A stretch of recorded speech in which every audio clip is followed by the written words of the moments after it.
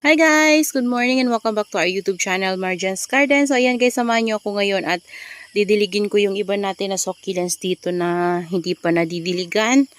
Kasi sobra talaga sila guys, dehydrated. Ayan, lalo yung mga ganito, hindi ko na didiligan at busy tayo. Nakapag-spray ako sa kanila guys, pero ganyan lang kasi kulang yung natin, dilig. Ayan. Ito na pala guys yung update sa mga niripat natin na white pot. Yan sila. Okay na okay naman sila. At medyo naging okay na yung ating kasi dehydrated yan guys nung natin dyan, niripat. So ngayon, okay na siya. Makainom na siya guys. Kasi diba nung tinanim natin siya dyan, yung niya, pot niya, moist. So, nainom niya yung water. Ito din ang ganda ng color talaga ng Madiba guys. So, ganda. Si Black Knight, Agaboids, and si Madiba. Tapos ito yung natin, carangulated natin na Madiba. So sana gumanda siya dito. Feeling ko mawawala na naman yung drops niya guys. Yan guys, yung nabili ko kay Ma'am Jen, Monstrous. Nagkaroon ng drops. So, sana magkaroon pa rin siya ng drops, guys. Ang hirap kasi, guys, i-maintain ng carangulated ni Madiba. Ayan, ito, sobrang tuyo ng ating Monroe. Ayan, hindi kasi sila, guys, naulan na. Nung, nandun kasi yan, guys, sa area na yon, nandun banda. Yan, sa gitna. Diba, mayroon tayong trapal dyan. Kaya hindi sila nabasa. So, kailangang isprayin ko muna sila. Hindi ako guys makapagbuhos kasi hahakutan to ng ng tubig. Pag naghakot tayo ng tubig, mabigat. So, pagbuhos ang ginawa ko, kulang yung tubig ko. Kaya spray yung ginagawa ko guys. Yan. Ganyan lang naman ako guys magdilig sa ating mga succulents. And parang nagugustuhan yung ng ating mga succulents yung pagdilig ko na ganito na ini-spray lang. Kasi kapag ganito yung pagdilig ko sa kanila guys, napapansin ko wala akong nakikitang problema sa kanila. Yung hindi sila na-overwater, ganun. Kaso lang kailangan natin mag-spray ngayon ng fungicide lalo na sa panahon natin ngayon na ulan, init, yan. Nagkakaroon ng fungus yung ating mga succulents. So, kailangan talaga nilang sprayhan ng fungicide. Kaso lang, parang feeling ko ubos na yung fungicide ko guys. Ayan, kulang na yon. Meron pa naman dun konti, kaso lang, hindi sila lahat ma-sprayhan kapag nag-spray ako. Nakaraan nag-spray na ako, pero ilang weeks na rin ba yun? Nakalipas. Ayan, ito nga guys, na fungus yung top nito. Yan, sino tawag yan? Variegated Shabiana. Nagkaroon niya ng fungus sa stem. Nag-block yung stem niya. Buti na lang guys, na-save ko pa. So, ayan siya. Hindi ko pa tinatanim. Dry na yan guys. Nagkalos na yung niya. Kaso lang, minsan kasi kahit nakalos na guys yung pinakailalim niya, kapag nilagay nyo na guys sa potting mix, ang nangyayari sa kanya, parang lumalambot siya ulit kapag nabasa. So, hindi ko muna siya itatanim. Antayin kong magkaroon siya ng roots bago natin siya itanim. Ayan. Mag-pump tayo guys. Dito ko na rin guys nilagay yung mga natin, mga maliliit natin na pot. Kaso lang ito, kailangan talaga nitong alaga sa dilig kasi kapag napapabayaan sila guys sa dilig, naku po, pumapayat sila. Tapos sila guys, tawag dyan, nagiging dehydrated. Kasi maliit yung pot nila, tapos napapabayaan natin, hindi natin madilig. So, ang nangyayari, nagiging dehydrated sila. Ito nga natanggalan ko to ng leaves. Pero lumaki na to dyan guys, si pink spot yan. Hindi ko na ginalaw yan dyan. Ito yung iba natin sa sobrang tuyo nila guys, na tuyuan na yung mga leaves. So, tingnan nyo. Yan. Ito yung isa, akala ko mamamatay na yan guys kasi napabayaan ko na nga sila. Kasi nag-iinarte to sa akin dati. Natutuyuan lang sila guys sa ibang stem nila ng leaves pero nagtutuloy pa rin. So, kaya kailangan natin tong diligan. Kailangan talaga sila guys ng dilig. Napakarami pa naman nila. Ayan yung ano natin guys, so, yung lovely rose, hybrid lovely rose and lovely rose. Ayan. Yan sila. Ayan. Ganda niya guys. Kaso lang, dapat nasa ROS to. Kaso lang,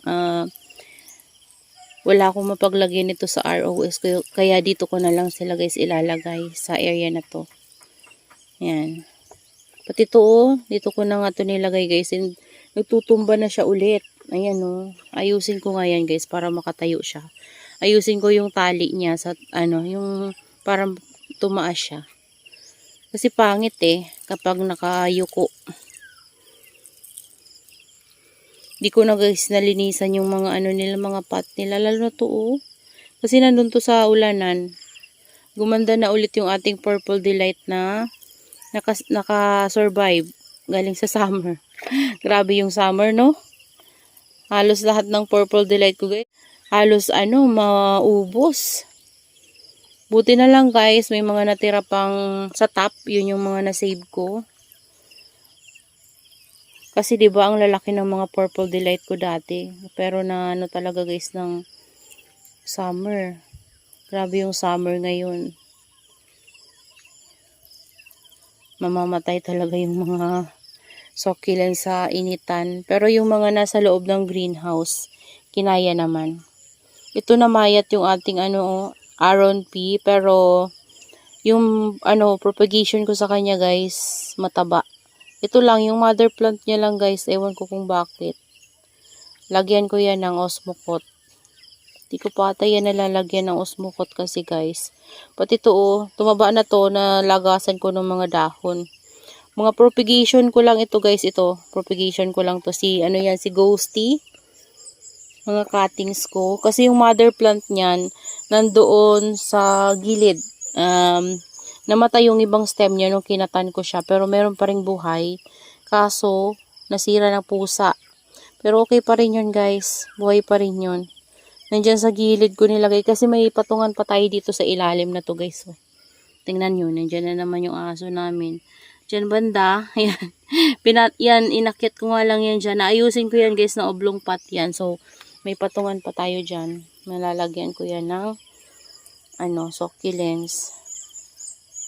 Ito na yung Ben Bodies natin guys. So, yan yung mga baby niya na tinanggal ko. Ayan na siya. Buhay siya. Sana gumanda dito sa loob ng ating greenhouse si Ben Bodies. And plano ko silang lagyan ng net. Guys, kasi baka mamaya kapag uminit lang sobra ma-sunburn. Kasi 'di ba bagong lipat, so dahil bagong lipat, bago na naman yung temperature na makukuha nilang init. Kasi doon guys sa luma natin na greenhouse, na talaga yung doon. Yung init hindi hindi na kalakasan yung init na nakukuha nila doon. Kapag morning, nakakatanggap sila doon, siguro mga na guys, mga 8 to 9. Tapos, mga hapon or tanghali. Tapos, kapag dating ng guys, siguro mga 1-2, wala na silang init na nakukuha kasi natatakpan na sila nung dito sa likod. Kalamansi, tapos may puno ng mangga, tapos puno ng rambutan. So, wala na talaga. Pero dito guys, talagang nakalantad sila sa init. Gusto ko nga sana to doon banda sa unahan na yon. Kaso lang, sabi ng papa ko, daw dyan guys, kapag umulan, sobrang daw ng tubig dyan. Kasi, yan palayan yan. So, kapag umulan daw, matutubig daw to. So, ang ginawa niya, pinorward niya lang dito ng konti. Kaso lang dito banda, medyo na, na naman siya ng kalamansi. Kasi, yung dito banda guys na area, ayan, yung dito banda na area ay,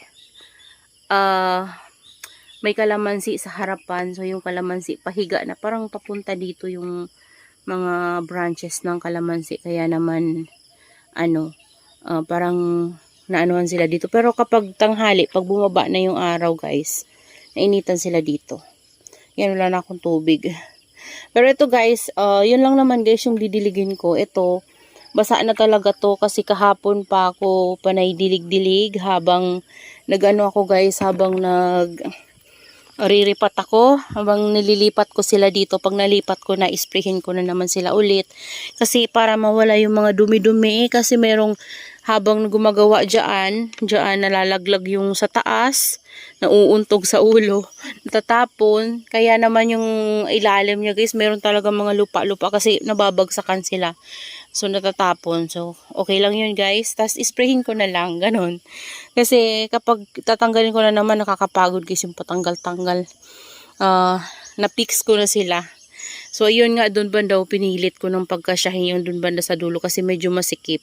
So, medyo inano ko na lang. Ayun, napagkasya ko naman silang lahat. So, ayan. Yung mga bago natin na natanim ng mga succulents galing kay Ma'am Herlets, nandito. Sama ko na sila guys sa pag-spray ko kahapon. Kasi kahapon na hapon, nag-spray ako sa mga dito natin. Kasi sobrang talagang tuyo yung mga succulents galing sa greenhouse natin na luma. So, ito yung mga bago na succulents galing kay Ma'am Herlets. Ayan. Sprayan ko na sila. Okay na yan. Pwede na yan sila guys. Pero ito, ayan o. Parang mamamatay ata itong ano natin, variegated na Fred Ives. Kasi nung dumating to sa atin, talagang nagaganito na yung leaves niya. Tapos, yung stem niya guys, parang nagiging kahoy-kahoy na namamalat yun. So, ganun yung nangyari sa una ko na, variegated na Fred Ives. So, ginawa ko niyan, kinat ko. So, kinat ko siya, in-air-dry ko siya. And nakita ko may roots na and tuyo na yung sugat niya guys. Nagkalos na siya. Inano ko na siya, tinanim ko na. Pero hindi naman to guys, moist tong potting mix na ginamit ko sa kanya. Mag-uugat yan siya. So sana, mabuhay sa atin yung variegated Fred Ives na yan. So, eto naman, dito banda guys, ayusin ko to. Kasi, di ko pa alam kung ano yung papatong ko dito guys. So, meron pa mga naiwan kasi dun banda sa natin. May mga naiwan pa doon ng mga succulents. Marami pa. So, pag-iisipan ko kung ano yung magandang ipatong ko dito sa area na to. Ayan. Kasi, wala pa akong maisip na ipatong dyan. So, ito muna yung nilagay ko. Ito nga guys, natutumba oh. May ugat na siya pero hindi gaano. Itong jade na to. Ayan, variegated natin na truffle jade. Tapos ito yung, tingnan nyo, naglagas na yung mga dahon niya. Pero okay naman siguro siya guys. Hayaan ko na lang muna. Nandun yung iba, okay naman din yung kasamahan niya. Kaso lang may nagda-dry talaga. Siguro dahil guys sa sobrang tuyo nila. Ito nga guys, nalaglag to kahapon. Oh. Tingnan nyo yung potting mix niya, konti na lang. So pinagsasalansa ko lang muna sila dyan kasi para hindi sila madiskrasya ng aso sa baba kasi wala pa tayong net paikot. So, yun na lang muna guys. Yan.